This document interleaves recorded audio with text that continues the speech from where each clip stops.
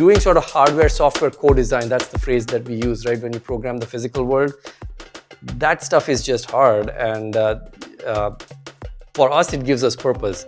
Like, we are doing things that nobody else is doing.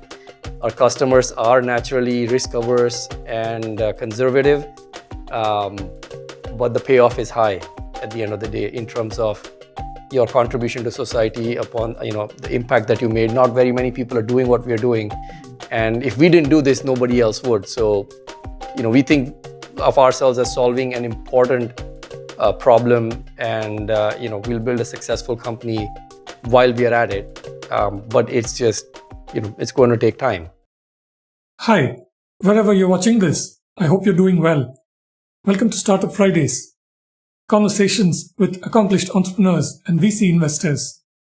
I'm Hari Arakli, and in today's episode, Dr. Viral Shah, co-inventor of Julia programming language and co-founder of Julia Hub, an enterprise software startup, talks about this new scientific programming language's journey that will touch 15 years in the new year that's coming, while its first public release was in 2012. Julia language is an open source project that originated at MIT, and it has been downloaded tens of millions of times, and thousands of companies use it for its technical computing and machine learning features. Julia Hub was founded in 2015 in Cambridge, Massachusetts, originally by the inventors of Julia language, and they teamed up with entrepreneur Deepak Vinci, who's been the company's chief operating officer. The venture has customers including some of the world's biggest companies in pharmaceuticals, aerospace, semiconductors, and industrial engineering. With about $43 million in funding so far, Viral and his co-founders dream of helping scientists and engineers innovate faster by offering a way out of what he calls the two-language problem. Welcome to this podcast, and thank you so much for making time for us very generously, and thank you for your patience with me while I set all of this up. Just to give a more general audience a sense of what you do and how you got interested in tech. Of course, within the world of scientific computing, your work is very well known. Julia Hub also is now quite well known. You have many well-known enterprise customers. And I know that in the broader Indian landscape, your work with Nandan Nilekani is also well recognized. You co-authored a book with him. Yep. But let's talk about Julia Hub. Give us sort of a brief background about what the company is about, and also a little bit of background about yourself, how you got to start this company and so on. We'll go from there. Okay. Yeah. So, this has been a very long journey, right? I started my work on Julia in almost 2009. And, since you mentioned Nandan Nilekani and our book, I should say that I started both my work on Aadhaar and on Julia in the same week, in fact, when I had, finished my PhD at UC Santa Barbara, come back to India, met Nandan, started the work on Aadhaar, and then simultaneously I was, also exchanging emails with, three of my other co-founders, Alan Edelman at MIT and Jeff Bezant and Stefan Karpinski. And we were bouncing this idea around about, hey, the world probably needs a new programming language because we're tired of languages like, back in that day, everyone used to use MATLAB, and they still do, but it was a lot bigger back then. And we just said, the world needs something better, and that's how we came about with our work on Julia. If you don't mind, sort of a little bit of dive into different kinds of languages. What I'll say is that there are broadly two types of languages. There are languages that are used by researchers, like MATLAB or Python or R, that are easy to work with, and they're interactive, but they often are not fast enough. And then there are languages that people use for deployment and for building large-scale applications like C or C++ or Java or Rust increasingly now.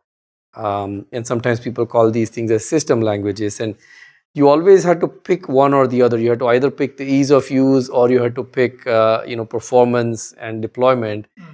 And people always thought that this was almost like a law of physics, that you can either have one or the other.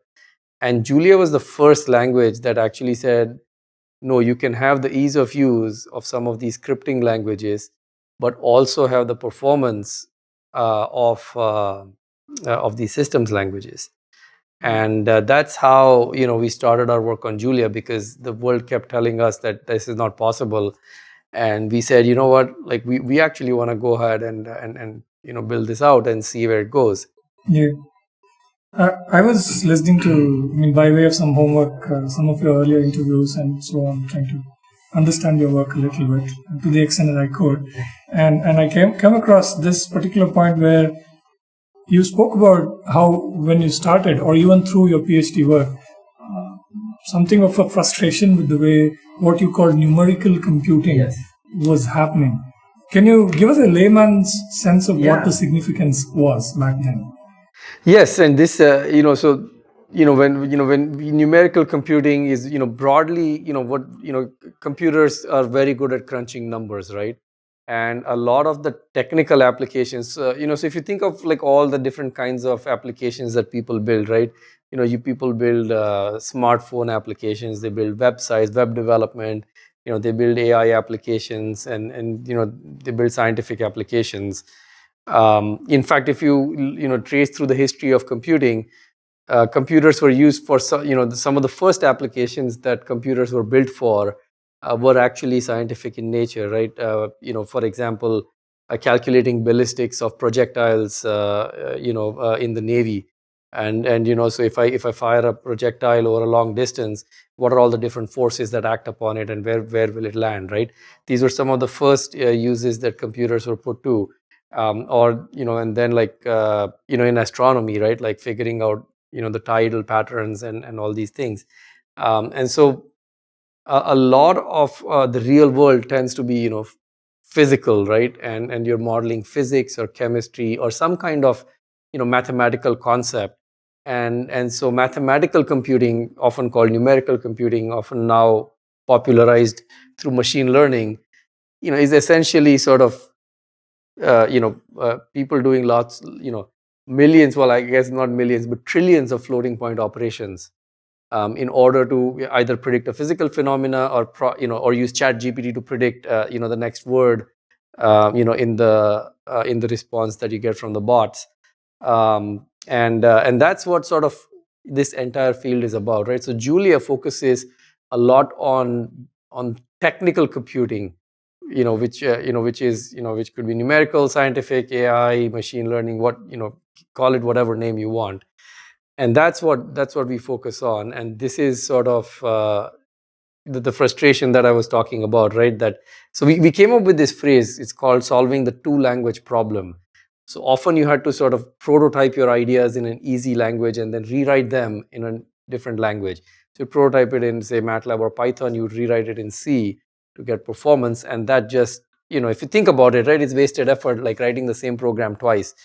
So if you could empower scientists, engineers, physicists, or quantitative analysts, or actuaries, or people who actually work with applied mathematical ideas, if you empower them with a programming language and tools, so that not only can they think of the next innovation, but also then convert that idea into practice without having to involve a large programming team to transfer their ideas, like that's a very powerful thing.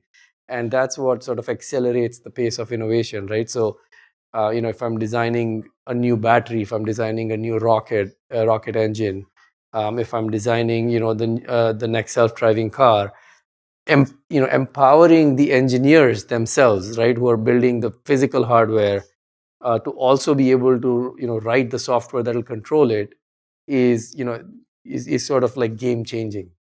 Mm-hmm. Okay, I bring you back to what you said. Julia combines the ease of use and the performance. Again, without getting very technical about it, can you give us a sense of what was the approach you all took to achieve this? And maybe, even if it's a bit technical, give us a sense of what was the innovation that through which you achieved it. Yeah, that's so let me first start out with a non-technical answer, right? So people always ask us like, hey, if this thing was impossible, how did you go about doing it, right? And I always say, think about how you make a fast performance car, right? If you want to build a car like a Ferrari or something, right, that is insanely fast. So you don't start with Tata Indica, right? And then add a jet engine to it, or like you can't start out with something that was designed for a specific purpose and then kind of change the engine, change the fuel, change maybe throw out some parts. And I'm not trying to pick on Indica. I think it's a fantastic product, but for what it was designed. But if you wanted a Ferrari, if you wanted a high performance race car, then you start from the ground up with a design, right, that is meant to achieve that. And that is what we did with Julia. So instead of taking something that already existed and kind of, we said, let's start from the ground up and build something that actually is designed to achieve productivity and performance. And so we came up with a lot of new ideas. In fact, Julia is one of the first languages to incorporate this idea of multiple dispatch, in a large scale programming language. And it's if you think about, the way to understand it, it's a generalization of object oriented programming. So people used to do procedural programming, they did functional programming, object oriented programming. And Julia took some of these ideas and then came up. We didn't invent multiple dispatch; it was always known, but we are the I'd like to think that we made it mainstream, in a language that is used by over 1 million people around the world today. And so that was very powerful. And as we sort of built out the language, it turned out that some of the core ideas of multiple dispatch and using tools like LLVM for code generation and generic programming, and I'm throwing a few words here, but if taking some of these ideas that had existed before and putting them in a package in a way that nobody else had, we were able to build something that was just very easy to work with, but also tremendously fast. Explain the significance of what you call multiple dispatching in sort of layman's terms. I think that will give people an idea of a feel for, yeah. Let me take a very, very simple example, right? So like I said, one of the things you do with computers is arithmetic, right? So let's say that we are going to do 1 plus 1, and now you might add two integers, right? Just 1 and 1. 1 plus 1 gives 2. But you might also add an integer with a floating point value, like 1 plus 2.5, which will give you 3.5. Now these are two different, right? The first one was adding two integers. The next one was adding an integer with what you might often call a decimal value, or in computer science we call a floating point value. And mathematically you'd say, what's the big deal, right? It's adding two numbers, and we know how to do that. But when it comes to computers, are not that abstract, right? They operate with very, very specific information. And the way your CPU that is in your laptop or your desktop, right, adds two integer numbers is very different from the way it would add two floating point values. And one of the things that Julia does a very good job at is that when you write your program, it will analyze it automatically and figure out all the different types of, hey, this one is an integer, this one is a floating point value, this one is a string. And it will generate highly efficient machine code for the specific operation that you're doing. So if it sees two integers, it'll emit a certain kind of instruction. If it sees that you're doing floating point operations, it'll emit different kinds of instructions. And it kind of takes a lot of the boilerplate out and just kind of goes down into the core and just generates the minimum specific optimal machine code to do what you asked it to do. Okay, let's jump to Julia Hub. I mean, from 2009, I think next year the whole journey is going to be 15 years. Yeah. Along the way now, in more recent years, you all have built a company, you raised some funding, and while the main software remains purely open source, yes, but you have now built some very strong products for enterprise customers. Yes. So tell us more about Julia Hub. So Julia Hub is it's a company that was created by the founders and many of the core contributors of Julia, who kind of came together. We initially was created by the four of us who created Julia itself, But now we are about 100 people.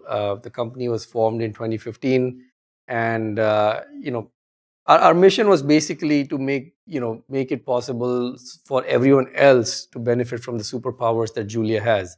Now, Julia itself is open source. Like I said, it's 1 million users around the world, taught at MIT, Stanford, Berkeley, all these top universities, and it's just tremendous. What the Julia community has achieved. We have 10,000 open source packages in the Julia ecosystem on top of just the language itself. So the company, what happened was, in the very early days, our customers started reaching out to us and saying, "Hey, the open source stuff is awesome, but to bring it inside the enterprise, we need security, we need we need support, we need training, we need like we can't access the internet." Many of the companies said, for some of our most crucial projects, that they have to be done in house on prem. um, and then there were other companies who are like, "Oh, we need to do everything on the cloud." So the question is, how can you provide a set of how can you make Julia easy to use within enterprises? And we built Julia Hub as a cloud platform in order to facilitate that. So, for example, some of the largest semiconductor companies worldwide are using Julia Hub in order to develop, the fastest chips, that are in all the products that you use on a day-to-day basis. There are companies that are using Julia for in aerospace applications, right? Like there are companies, the Moderna vaccine, for example. The certification, the FDA certification for that, leveraged a Julia-based product called Pumas. So companies around the world, large and small, are using Julia to do cutting edge things, right? That they're shaving off months and weeks and months and years from product design. And in order to accelerate their workload, their workflow, we designed Julia Hub, which is a cloud platform, also runs on premise, in order to make it very easy for Julia developers. To Is a company called Julia Computing, and the cloud platform is Julia? It's a very good question. So the company used to be, when we started, it was called Julia Computing, Right. but we just renamed it to Julia Hub so that we just have fewer terms in the mix. Now, one of the very interesting things about Julia Hub as a company is that yes, so we built Julia Hub as a cloud product, which makes it very easy to for developers in companies to work with Julia. But those same customers, as we sort of kept talking to them, they said, "Hey, Julia has these amazing superpowers, but if you can build modeling and simulation products on top of it, then it would become even easier for engineers and scientists and specialists at these companies to adopt these new technologies." So, what we learned from our customers was that, hey, if we use the superpowers of Julia ourselves and design some of these modern modeling and simulation products, it will actually be a game changer. And that's how we started our journey of creating 3 scientific machine learning products. So we started, the first one that we built was a product called Pumas, in partnership with a company called Pumas AI. And it stands for Pharmaceutical Modeling and Simulation. And Pumas is what has been used for making over 50 FDA submissions today by pharmaceutical companies around the world. And it's a tremendously successful pharmaceutical software that is used by pharmacometricians in all the big companies around the world. The second product that we built ourselves, it's a product called Julia Sim. And Julia Sim is actually used for engineering design. So, if I'm an aerospace company, if I'm an automotive company, if I'm a manufacturer, if I'm doing, industrial automation, all of these applications, they require design. They require software to be, working on actual hardware, software that, flies the plane, software that runs, flies the satellite, software that runs many of the systems in a car. And Julia Sim is a modeling and simulation platform that makes it possible to go all the way from design to deployment to digital twins on the cloud, right? So think of sort of the entire workflow of industrial companies. It just makes it tremendously more powerful. In fact, we use the phrase programming the physical world. That's what Julia Sim is. It's it's the tool that you use to program the entire physical world, and we think this is going to be a game changer for in the world of engineering. And the third one, that we built is a tool called Cedar, and that is for electronic design automation. It's an EDA software, and Cedar is used for designing chips. It's analog design. Can you talk about the business model a little bit more? You've offered products and some consultancy and services. Yes. Top of the open source software. And you said you've now put it all on cloud. Yes. So is the business model like that of a SaaS company? And I would imagine with some mission critical projects and where there must be a lot of intellectual property involved as well. Yes. Some of that might be on premises. Yes. So just give us a sense of your business model. Yeah. So, broadly speaking, like I said, Julia Hub, is a platform to make it easy to work with Julia applications. Either if you write your own or use one of the products that we provide. And Julia Hub runs on the cloud, but it also runs on premise. So, we don't want to force customers one way or the other.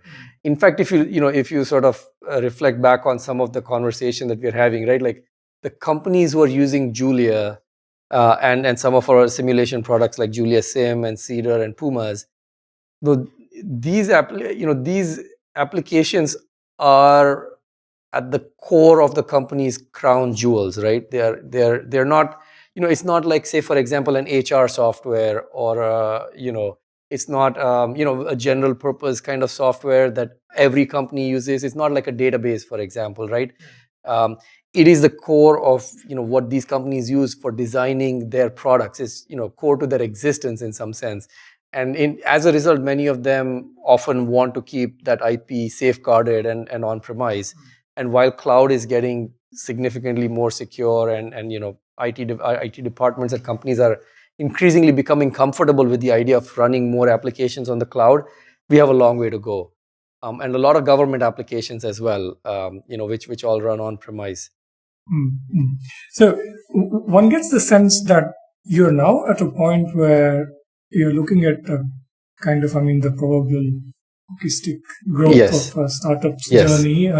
If not that, in the current sort of slowdown environment and all that, even that taken into account, one gets the sense that you're now looking at a significant acceleration of your commercialization part of the journey. Yes. Can you talk about that opportunity from here onwards? What are some of the most important opportunities you want to capture? Yeah. So, commercialization, we've been through 3 phases in our company. If with commercialization, like you mentioned, we started with open source and consulting originally. And, that was step 1. Then step 2, we built Julia Hub as a cloud platform to make it easy for people to, use Julia at work. And then step 3, we built a suite of modeling and simulation applications. And what has happened at each stage is that our products become more and more useful to the companies, and that more and more of their core product design work and product deployment work is being done in our systems. And as a result, we are kind of seeing as a result of that, these products are also allow us to capture a larger value of the customer's IT or programming spend in some sense. And that is what is sort of driving a lot of the acceleration, is that not only are we going to our customers and saying, hey, learn Julia and build out these applications over the next several years, and then you'll see these tremendous benefits. We are saying, hey, we have products ready to go, and it will change your workflow and bring you tremendous productivity and performance benefits right away. And that message is resonating with all of several of the large Fortune 500 companies. And we're not just selling into software companies, right? We actually do the hard work. We're working with the physical world, right? Companies that build chips, companies that build, planes and cars and industrial equipment and drugs and so on and so forth. So these are, these are not companies that are easy to please in some sense, because, these are safety critical products at the end of the day. And we work with very conservative engineers and scientists, but we've been at this for a very long time. We've, got tremendous amount of mind share and respect from, from some of these key technical decision makers at some of the world's, largest companies, and that is what is sort of, leading to this the proverbial hockey stick for the next year. Correct me if I'm wrong. About 6 months ago, you raised another round of funding. Yes. Overall, you're not too far from $50 million in funding. Yes. And in that sense, and also the latest round, I was speaking with, as you know, Deepak back in July. I got to learn about how an important aerospace-focused firm is now a backer of Yes. Julia. So all of that put together, of course, your focus would still be on the US and Europe, those kinds of advanced sort of mature markets. But can you also talk about, in the coming years, what you see happening in India, and also I ask this because, as you know, in recent years, there's much more awareness and interest in India in the overall broader deep tech umbrella kind of landscape, and many of those emerging startups would probably be your customers. Yes. So can you give us a sense of how India is shaping up for you as a market? So India is, so you're absolutely right that US and Europe are sort of the mature markets. But I was looking at some of the data, and 10% of the global modeling and simulation software spend is actually out of India. Okay. That is tremendous. Like I don't think in many industries, for example, when I worked on Aadhaar, I worked a lot on payments, and all the payment companies would say, oh, India is like, less than 1% of our global revenue. But in modeling and simulation, the number is 10.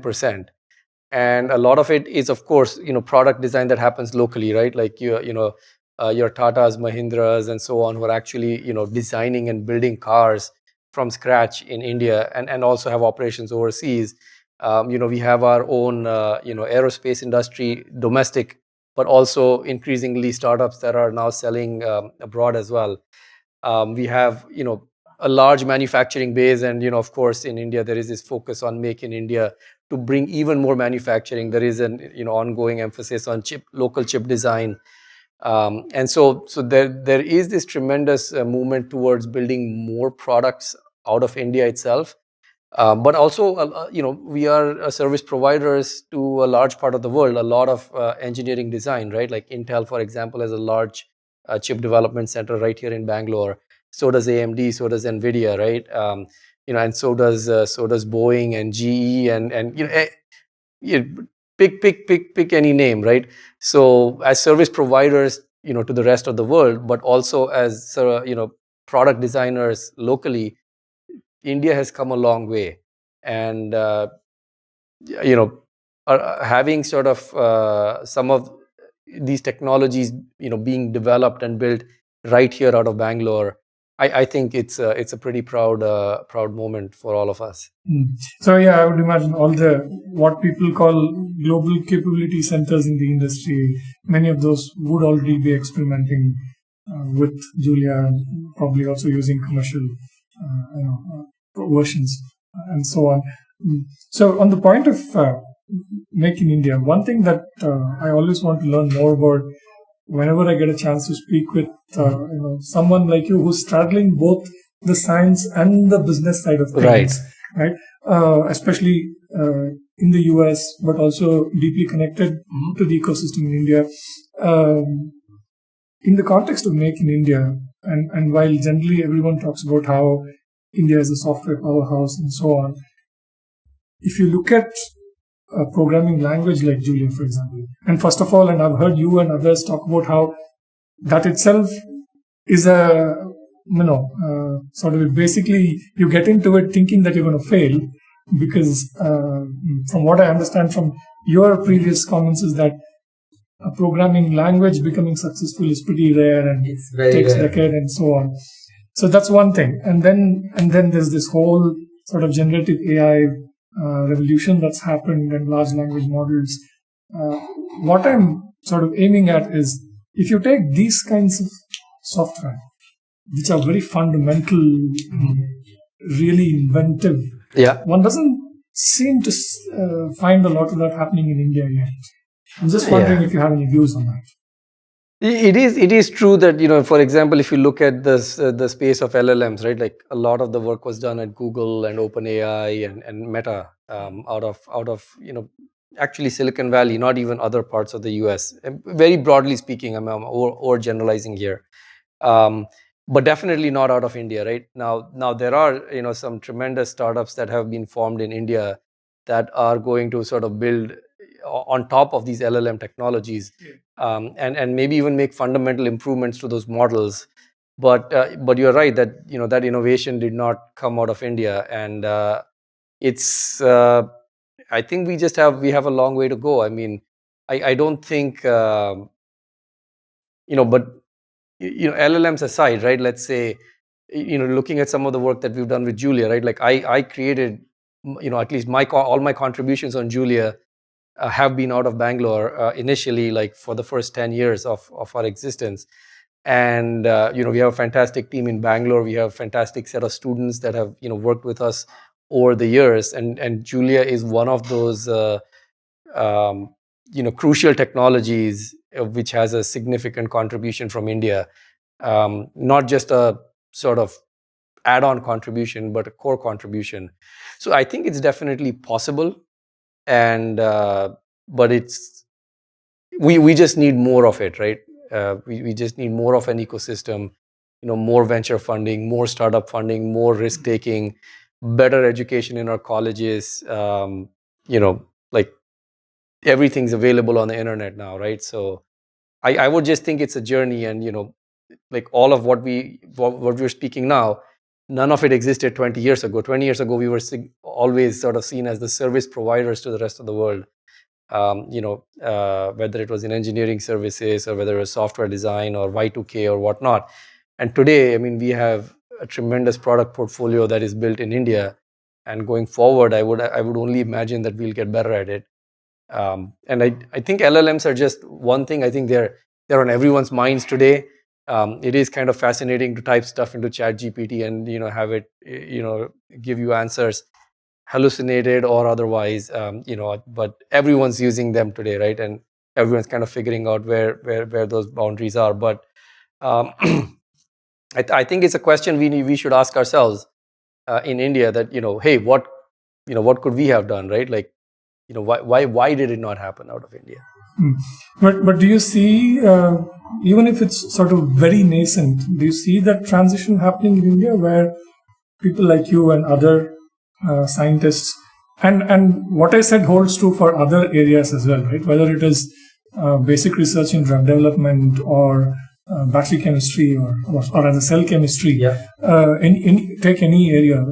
I think I mean, anecdotally, I know that there are startups who are now trying to do all of this out of India.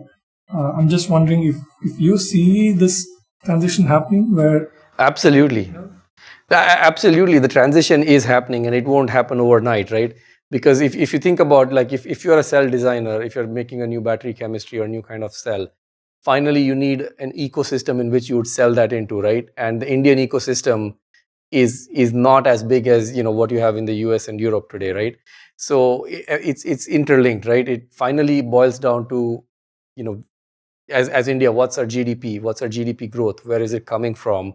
And the strength of the local economy and the strength of our products in the global world, right? We all know that we have tremendous human potential. We have the highest number of engineers, one of the highest numbers of engineers who are being trained across the world. And that has powered our services industry. But we need to go up the value chain, just like with at Julia Hub, right? We started out with open source and consulting, and then we built a crowd product. Now we're building modeling and simulation products, right? So we're getting closer and closer to that product design. As a company, as a country, you got to do exactly the same thing, right? We used to be an agro powered economy, became a services powered economy.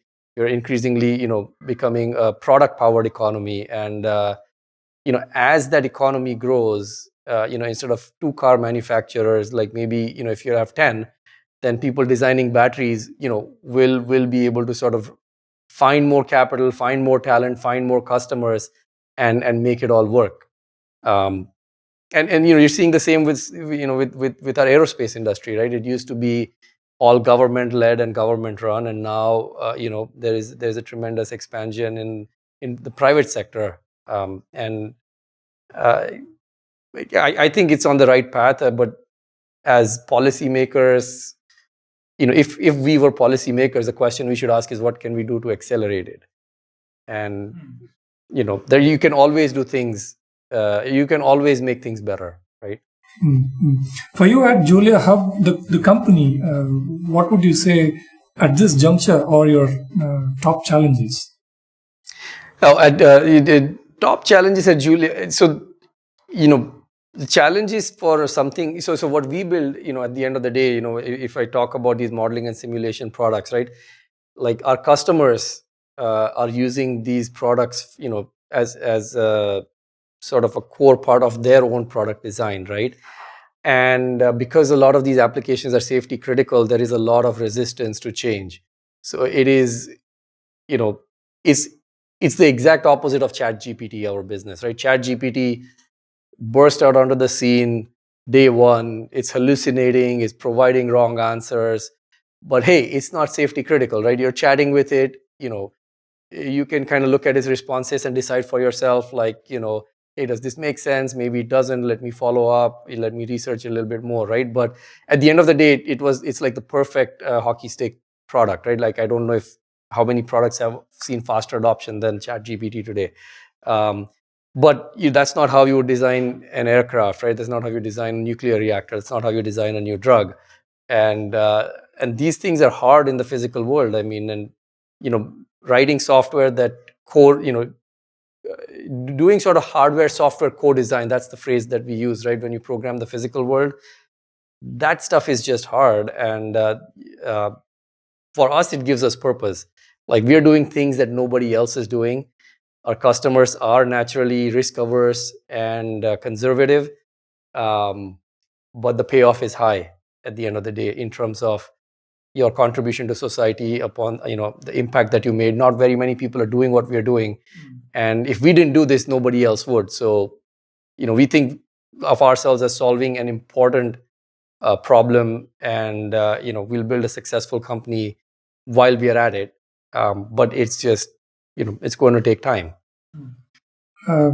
Briefly give us a sense of sort of the scale and scope of Julia Hub today. How many developers worldwide does it touch on a daily basis in some way? So it's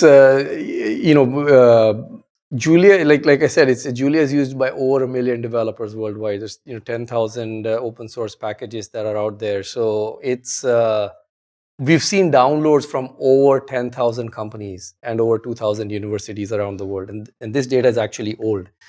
So I would think it's at least quadrupled by now. So this is sort of, I mean, it's staggering, the size of the community, and and it is still nascent, right? Like, other ecosystems like Python are 10x, 50x larger, right? But 1 million programmers is kind of like, it's good bragging rights, I would say, right? Like, it means that you got enough of a base that you started with, and that that's bound to grow. So some of the technologies, like, people often think of, like, hey, how will you overtake Python or MATLAB or whatever, right? Like, the key thing to remember is those tools, those languages and technologies started in the 80s and 90s. Julia is a product of the 2010s. So if you just kind of like map out the rates of adoption, it is far faster than many of those technologies achieved in their first 10 years. I do want to ask you a little bit about your personal journey as a computer scientist and an entrepreneur. Okay. But before that, I wanted to at least touch upon what is today emerging as an important debate around AI, which is, there is the whole open source movement, and that there's the proprietary AI development from big tech companies, and very well-known experts like Professor Andrew Ng have kind of weighed in on one side or the other, or at least offered opinions on how things are shaping up. While I won't put you in a spot on Taking spot by sides. taking a side, I thought you are well placed to explain what the debate is to a Yes. general audience. Yes. So this debate is not just about AI, right? This debate has always been around, like proprietary software versus open source software, and it's sometimes people kind of get swayed and they want to pick a side that one is naturally superior to the other, but that's not actually the case, right? So like let me even give our own example, right? Like we built Julia, which is a very large open source project. But some of our tools like Julia Sim and Cedar and Pumas are actually proprietary, and because this has to do with the microstructure of the industries and the nature of the business that you're selling into, right? That if you're when you're building a large community where you're getting contributions from thousands of people, the incentive for every new contributor to make a small contribution and get something large in return is what drives that, right? And that's why Julia can be a successful open source project with thousands of contributors. But if I'm building a specific tool, a modeling and simulation tool for drug development, that is used by a much smaller community. The users are only at companies and maybe certain academic institutions, and you would not see contributions coming back. So the economics do not work out and make sense, and it naturally has to be a proprietary tool. The buyers want to buy it from a company, so on and so forth, right? So proprietary and open source both have their own places. So the debate with the with the LLMs is that now, hey, if Microsoft and OpenAI and some of these large Silicon Valley companies, Google maybe, right, like develop these LLMs, and they're the only ones who have it, then they're going to monopolize it, and everyone else will have to pay rents to these companies in order to access these technologies. And then there is another group of people who believe that hey, these are fundamental technologies that are of that have wide usage, and having them as open source is actually good for the creation of an ecosystem where others can then fine tune those models and adapt them to specific domains. So if you don't have open source language models, LLMs, then you might not be able to do that, or you might be held hostage by one of the big tech companies. Maybe they just don't care about your application, so you might be sort of not be able to make progress. The other thing is that academic institutions, researchers often need open source code bases, open access, and open data sets in order to do work in a collaborative manner. Time and again, open source communities have shown that collaboration in the wide space of academics and open source hobbyists and even startups and companies can often work together in a loosely coordinated way and produce tremendous outcomes. But it's not necessarily always the winner, right? Like you can get that, but you can also have something like OpenAI or Google, who has tremendous resources, who can train these models and data sets, spending millions of dollars on a training that open source communities cannot. Where the open source community has shined is bringing these costs down, right? Making the models, getting great results with smaller models, and those might not be the incentives of some of these larger companies, right? So there's a lot going on. There are lots of different explorations that everyone is carrying out, and the world is better off by having more rather than less. Whether it's more proprietary models is better than just one or two. A few more open source models, that offer a different color is better than only proprietary models. So, I think this is sort of this is how I think about this. Okay. As we begin to wrap up, I do want to capture some anecdotes from your own personal journey as a computer scientist and an entrepreneur. You started learning programming pretty early, back in middle school or high school. Yes. With BASIC. Yes. Can you tell us how you got interested? What happened? Yeah. So in my school, I went to a school that was back then called Hindi Vidya Bhavan, although it was not a Hindi medium school. Where was this? This was in Mumbai. And in our eighth standard, we had a computer, like a computer class, and it was kind of cool and interesting. Like, it was the only room that had air conditioning, right, in the whole school. And so you kind of would feel like, oh, I'm entering something futuristic as a little kid. And then you had this computer, and there's like, it was with floppy drives, and you had to load the basic interpreter on it, and then run your code. And to me, it was just fascinating. And I probably was one of the few people in our class who actually, figured it. It was one of those things that was not in the board exam. It was not in the 10th standard, so it was a strictly optional subject in that sense. But I just loved it. I just loved programming it. And as I went into high school, I found myself learning physics and chemistry, and then prototyping all those physics and chemistry laws on in BASIC, in fact. What did your parents do back then? My dad ran a small business selling. We used to sell. He was a redistributor for laboratory chemicals, and my mom actually spent all her time raising us. So, which is probably why I was able to do what I did. And I was just trying to, quite often when I speak with entrepreneurs, there can be like a seed of an influence going all the way back to childhood, which looking back, they feel that played a role, if not a strong role, but did play a role in them becoming entrepreneurs. So I'm just, as a journalist, I'm always curious about such things. I would say that, I actually, now that you asked this is not something I've thought about for a long time, but because my dad dealt in fact, our whole family is in laboratory chemicals. I had my own chemistry lab at home with all kinds of rare and esoteric chemicals, and it was just fascinating for me as a kid. And I was always scientifically oriented, but I actually had sort of access to laboratory equipment that would not otherwise be commonly available. Did you ever mix up anything that you didn't know was toxic? I definitely did, but I should not disclose too much. What is it about programming that fascinates you even today? And this goes back to the first time I wrote a program. It's one of the few things where if you can dream it up, you can implement it, and it is liberating, right? Like to think about an idea, and programming is one of those few general purpose tools that you can do anything with it, right? We have this concept of Turing complete languages. Like, hey, this is it's the most expressive thing that you can have, and you can do anything with it. Like think of how many technologies in world you have where you can almost do anything. And programming is one of those few things. It's like mathematics, right? It's universal. It's applicable everywhere. You're only bounded by your by your imagination, and that to me, continues to be sort of, like what's really special about programming. Tell us briefly about the techie journey. You started with BASIC. What else did you stumble upon?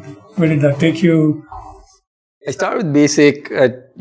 Taught myself C along the way, and I was just shocked at how much faster your like C would be compared to BASIC.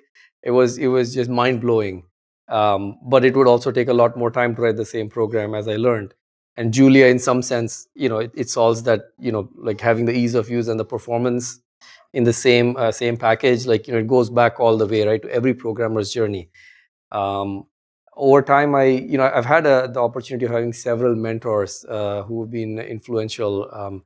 Back when I was in engineering college in Mumbai, I ran into these two economists, Ajay Shah and Susan Thomas, and I did a lot of work on parallel computing with them, and that's kind of what got me excited into more of the scientific and parallel computing kinds of applications.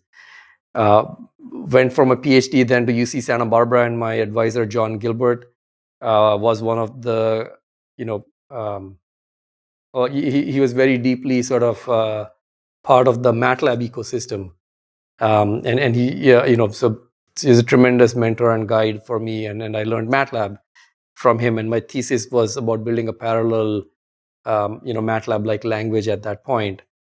And so sort of through that journey, it was always, one of the applications in my thesis using all the technology I built was this software that would predict wildlife corridors, right? So um, it was very interesting. I mean, and it's a whole topic by itself. But I built one of the software that we built was very widely used since then to map out, hey, what parcels of land should I buy to connect different national parks, those corridors, so that animals can kind of move across these landscapes, because of the conflict with urbanization and land use and all that.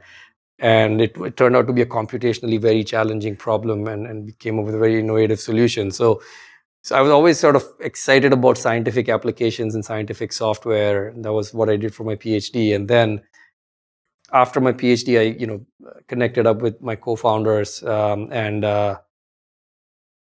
it's what sort of it's these one-off experiences that I had sort of over the years kind of all came together in like, hey, why don't we build a programming language that makes all of these things easier and faster, and like um, and that message resonated with a lot of people, and that's how Julia came about.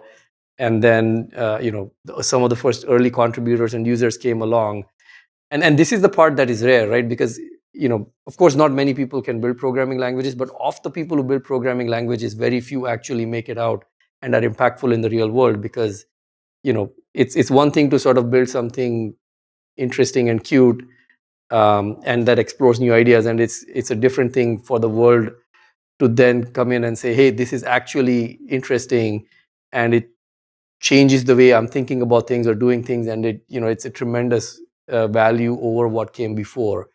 And that is sort of been the best part of the journey with Julia, right? That building a programming language that is adopted by the world is tremendous. You're also a CEO of Julia Hub, the company. Did it come naturally to you, the transition from pure scientist to entrepreneur, or were there things you had to unlearn and learn quickly? I would say that it is not unlearning as much as just learning new things, like, and new domains, right? Like, we started out as scientists, and all of us were entrepreneurs the moment we started a company. And then you kind of learn about business and customers and sales and marketing and sort of all the different aspects of building a business. And then as the company grows, from 10 people to 50 people to, we're now about 100 people across the world. A fully distributed company.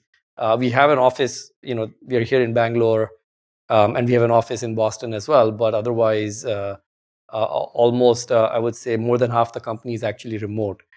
And this is you just sort of have to learn how to build an organization and how to work with diverse sets of people who are not all technical in nature. And like, building a successful business is, having a successful technology does not necessarily mean you'll build a successful business, right? And there's been a lot of learning along the way, and we've been tremendously it's been tremendous. We've received tremendous help from our investors, in fact, and our board members, who have patiently sort of helped us learn some of these things. So for example, Bob Muglia is one of our board members, who was the CEO of Snowflake. He built Snowflake, and he was the president of Microsoft before, and he's helped us think through, hey, how do you not only build successful programming language communities, but also a meaningful business model around those. And we recently have David Joyce, who joined our board, who is a Boeing board member and was the CEO of GE Aviation. He built a lot of the jet engines that we fly on, right? And he's been tremendously helpful in terms of thinking about industrial companies, and how do we build programming tools for the physical world. So it's been a journey, and it's been a lot of learning, and I've enjoyed every bit of it. Like, I do not feel that I have given up technology to do business full time. Like, I keep, you'll if you go onto my GitHub profile, you'll still see that there are contributions coming into Julia from me, but of course not at the pace that I used to 10 years ago, maybe. So overall, if you look at the way tech is developing today in the world, and the pace at which it's changing. Uh, what worries you? What keeps you up at night? And what are some of the things that you're more optimistic about? So this is not just new with software or modern when we use the word tech, we are often referring to software related technologies, right? But go back all the way, like think about fire. Like it provided heat and warmth and allowed us to cook our food and ingest calories and evolve as human beings, and was a weapon at the same time, right? And so every technology that has ever come about in history has been dual use, and that's the same with nuclear or space or software, and yeah, cybersecurity, being a big part of this software weaponization today, right? Um, so I personally just consider it as a given that any tool will be used for both good or bad, and it is up to us to sort of focus on.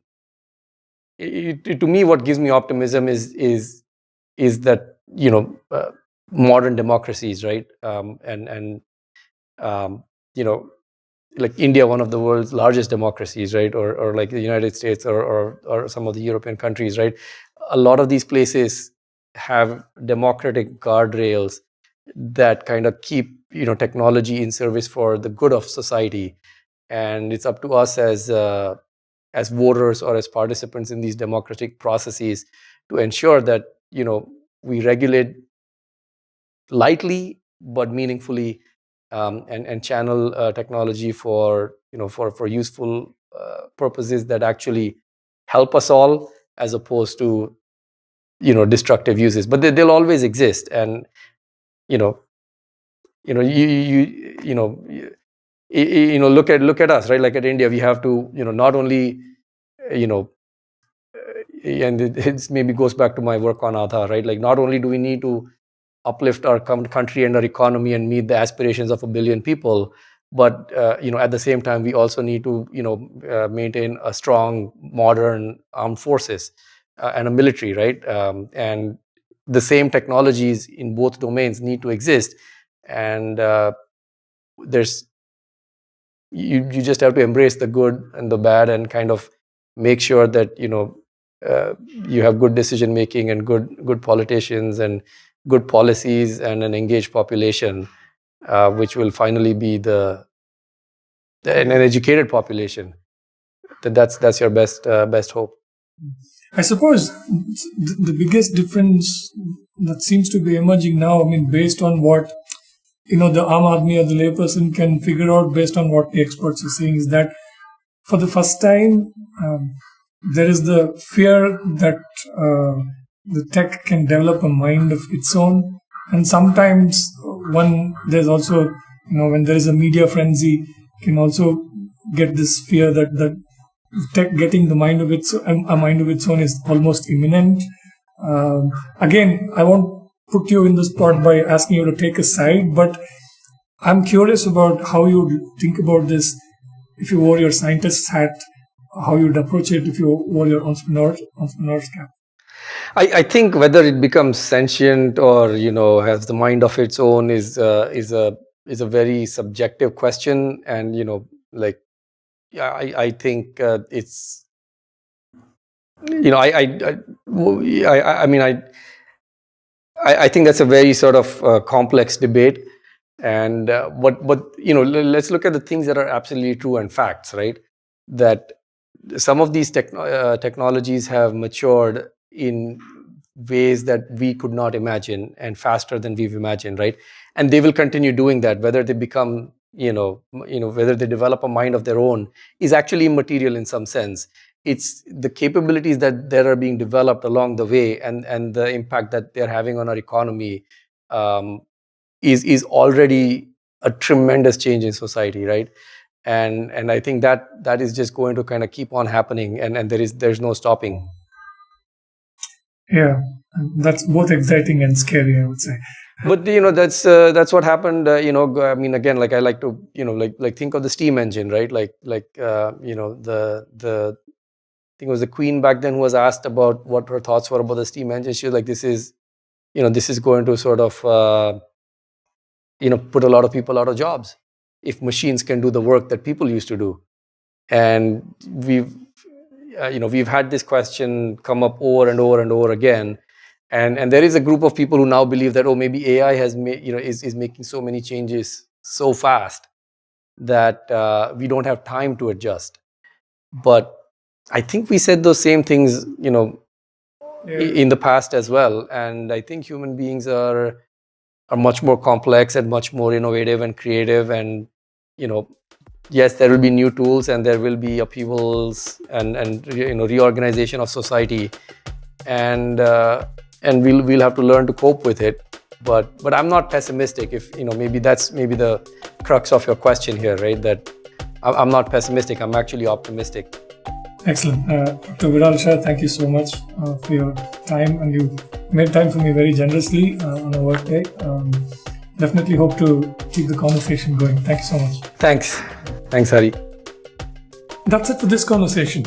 I hope you enjoyed it. I'll be back soon with another episode of Startup Fridays. Until then, have a great Friday and a wonderful weekend. I'm Hari Arakli. Thank you for watching.